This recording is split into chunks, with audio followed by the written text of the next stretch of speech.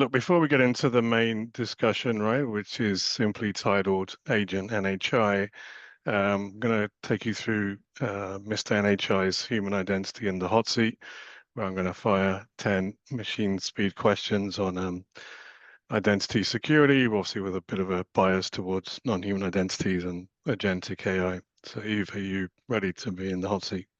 I have steeled myself. I'm ready for this. Okay. Are you a fan of vibe coding? I'm a fan of making software product development more accessible to non-engineers. I've long said that code isn't king, solving the right problem is king. And I feel like everybody has a product owner inside them because they see problems and market gaps that maybe they couldn't fix before. So I think overall, probably a good thing. Yeah, look, I would agree. I've even got my daughter. She's been doing some vibe coding with Claude, built some nice tools to monitor sort of, people that are watching our podcast, actually. So, amongst other things, Ooh, cool. so she's come from a non-technical background and loving building products. So, I think this is a huge enabler, right? It's got its issues as well, but that's another discussion. All right. Will static long-lived credentials and secrets still exist in 5 years' time?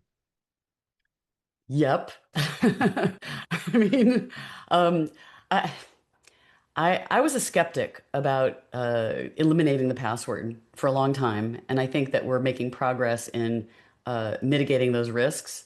But there's reasons why static shared secrets are popular. They're easy to deploy, they're easy to sync between people benevolently.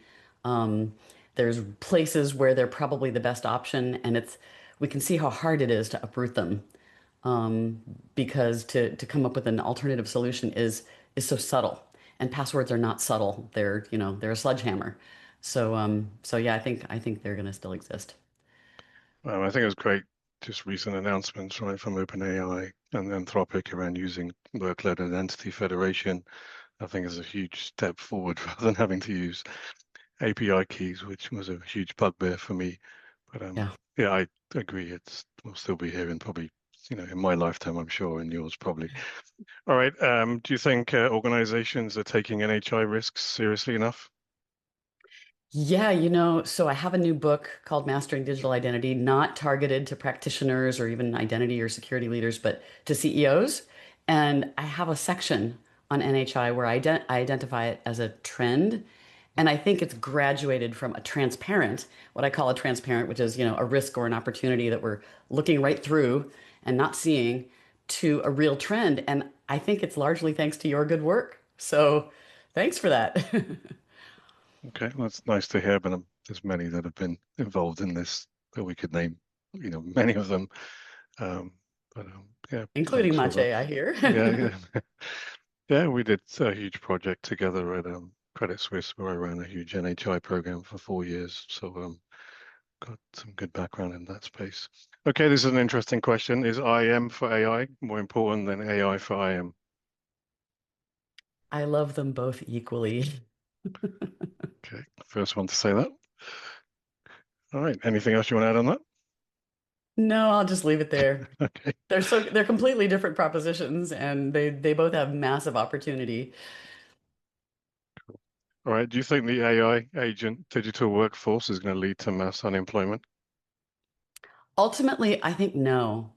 History shows that this kind of disruptive innovation will ultimately stimulate demand for more people who are skilled and creative, and it will ask more of us. Okay, I tend to agree. And do you think in your discussions that you've had in the industry that AI agents are being deployed without security guardrails into production at the moment? 100%. No question about it. It's why security people are currently running around with their hair on fire. Because it's just automating and scaling whatever bad practices we had before. So yeah, Okay, and do you think hackers will be the biggest winners from AI? I'm going to take a positive view of humanity's future and say no, because we are going to innovate new ways to pay down the security debt that has obviously been accumulating. And in great part, it'll be through using AI. I heard over dinner last night, I heard a really interesting new governance model leveraging model training.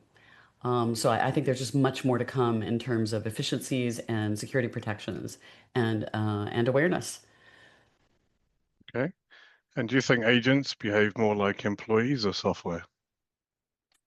Oh, I'm glad you're not making me choose because in all of these dichotomies, agents to me come from the marriage of the API economy and the LLM era.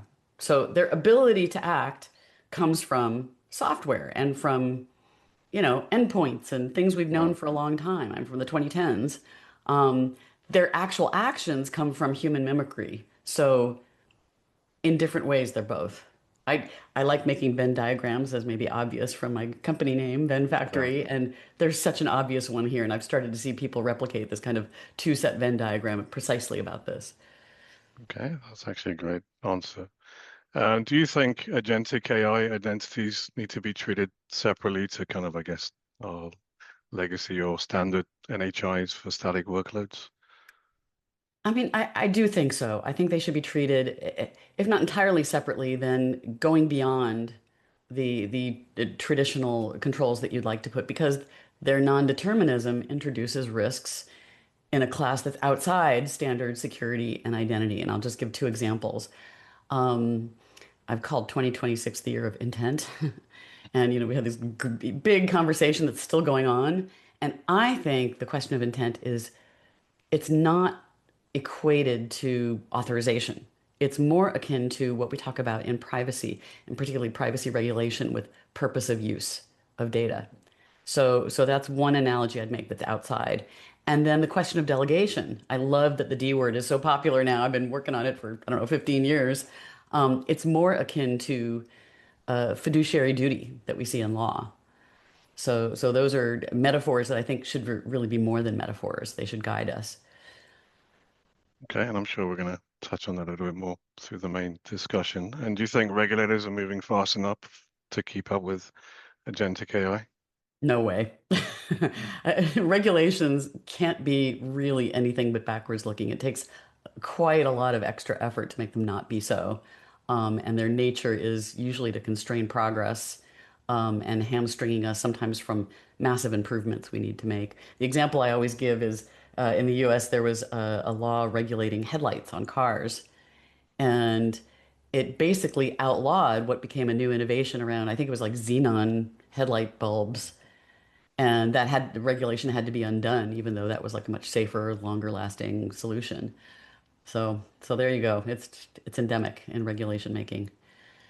Okay, that's it. The hot seat segment is over. Hope you I enjoyed that. survived.